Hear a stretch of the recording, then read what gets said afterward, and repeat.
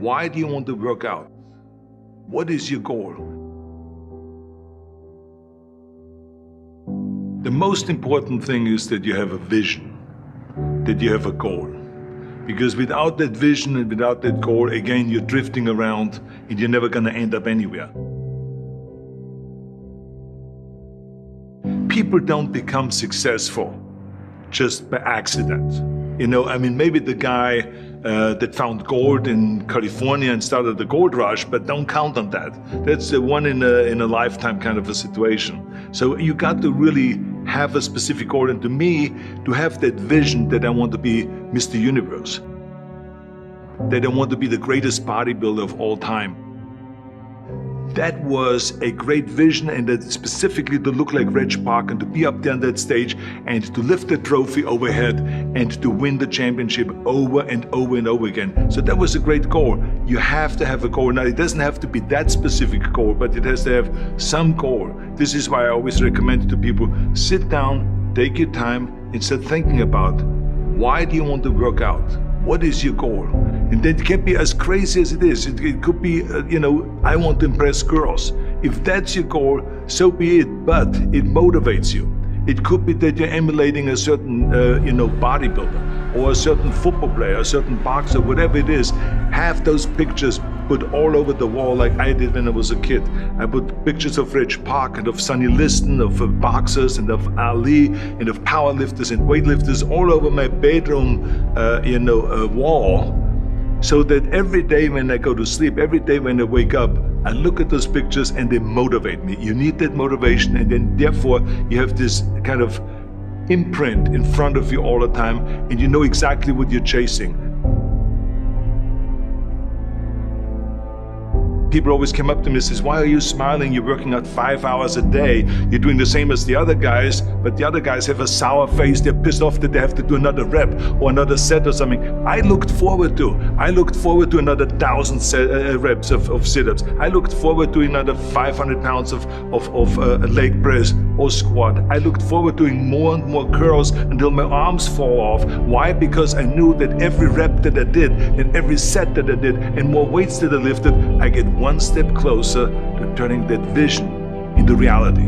So I was turned on by that. I was excited. I couldn't wait to get to the gym.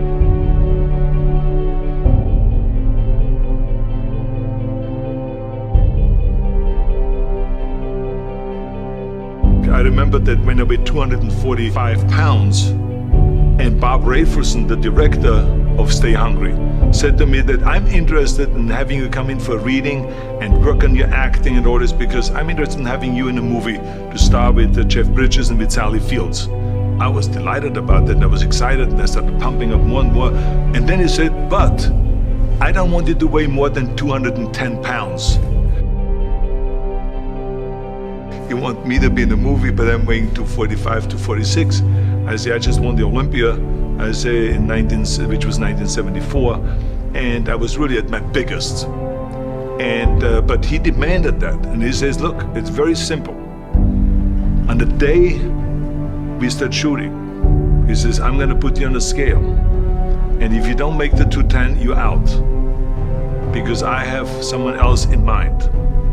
And I worked on it. I started visualizing myself very clearly as a lean athlete, because that's the only way I could lose that weight and all of a sudden get interested in running more. Because up until that point I ran like 3 miles after training or before training or whatever, but now all of a sudden it was 5 miles, 6 miles, 7 miles, 8 miles, and they even ran mini marathons in order to lose the weight, and I did everything with high reps, and I was watching my diet, what I eat and all those kind of things.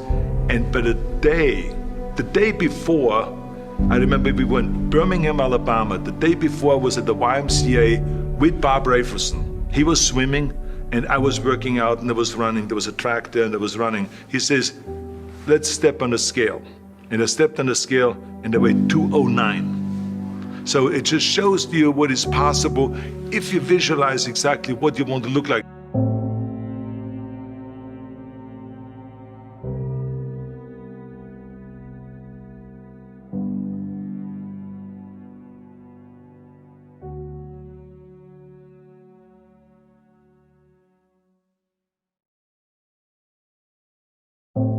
And there was no room for any kind of like, well, I can't get my act together or anything like this, because there's only a certain amount of time. But the key thing again is have the clear vision.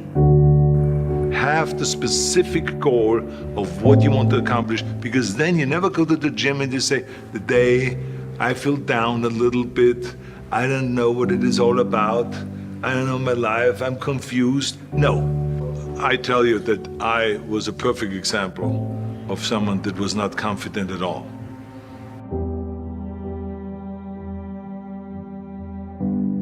I mean, when I was a kid, I was just like any other kid. I had my hang-ups and problems and all this. But when I joined the weightlifting club and I won my first little trophy because I did the best clean jerk, and then we went to another meet and I won another little trophy, I started feeling like somebody. But the bottom line is, everyone can use the same method, because I used it in politics, I used it in making money, I used it in everything that I've done in the movie business. When you have one little victory, little victories add up, and that is what gives you then ultimately confidence. Well, for me, the most important thing always is to have a deadline. So when I, for instance, had a competition, and let's say the competition was in the middle of September, and it was now beginning of summer, so there was no more time to screw around. So there was the time now to get going on a diet, to get going with the training, to not slack off at all, because there was a deadline there. The day of the competition, I had to be in the best shape possible. And I knew that if I come to the competition and I lose because I did not schedule my training the proper way, or I didn't have the right frame of mind, or I didn't give everything, literally worked my butt off, I would be just so angry. So I never wanted to be in that situation. So this is why it was very important to pick that time and to say, this is when I have to be in top shape, and then I work towards that. But it's not just with the competition. I mean, it's the same in the movie business. I mean, to me, it was always a big advantage when I said, okay, my movie starts on April 1, and I have now 3 months, so I have to get really in great shape. So you pick those times. It could also be that you have no movie and you have no Mr. Olympia or no Mr. America, no Mr. Universe coming up or any of those things. But you say to yourself, the summer starts in June. I'm gonna go to the beach in June, and at that time I want to be in great shape. So that creates an urgency that makes you really start training hard and taking it seriously. Because if you don't have a specific plan, then you wander around. I mean, you can have, as I've told you many times, the best ship or the best plane in the world, but if you don't have a specific goal where you want to go and when you want to get there, you just drift around and you never get anywhere. So this is why it is so important to create that urgency and have a specific time when you want to be in shape.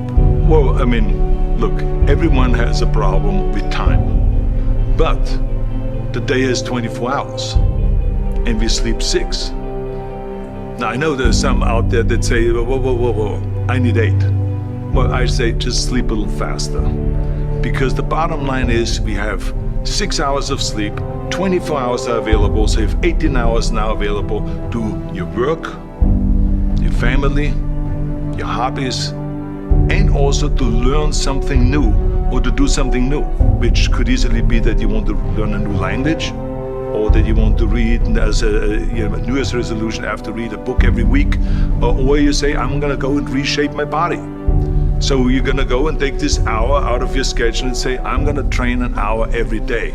So this is, for most people, a huge challenge, but it is totally doable, I can tell them, because the kind of things that I did when I came to this country, I mean, I went to school, I was working in construction, I was working out my 5 hours a day, I was taking acting classes from 8 o'clock at night to 12 midnight, I was doing all of those things.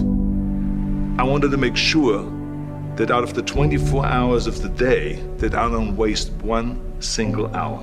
Those hours were too precious. And so there I just want to tell people, don't give me this thing, I have a difficult time with the time and I don't have time for this and I don't have that. You have time, you make the time.